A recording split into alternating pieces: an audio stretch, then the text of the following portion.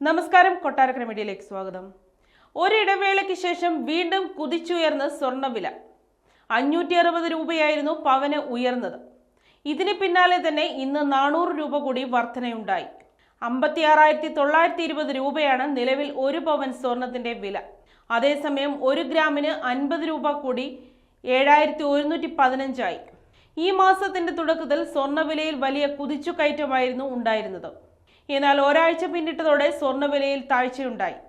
രാജ്യാന്തര വിപണിയിലെ മാറ്റങ്ങളാണ് സ്വർണ്ണവിലയിൽ ഉണ്ടാകുന്ന ഏറ്റക്കുറച്ചിലുകളിൽ പ്രതിഫലിക്കുന്നത്. അമേരിക്കൻ പ്രസിഡന്റ് തെരഞ്ഞെടുപ്പിൽ ഡൊണാൾഡ് ട്രംപ് ജയിച്ചതിന് പിന്നാലെ സ്വർണ്ണവില ഇടിയാൻ തുടങ്ങിയിരുന്നു. ഇക്കഴിഞ്ഞ ദിവസം മുതലാണ് വീണ്ടും വിലയിൽ ഏറ്റമുണ്ടായി തുടങ്ങിയത്.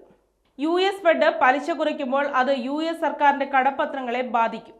പലിശ കുറയുന്നതിന് ആനുപാതികമായി ബോണ്ടിൽ നിന്നുള്ള ആദായ നിരക്കിൽ മാറ്റമുണ്ടാവുകയും കുറയുകയും ചെയ്യും.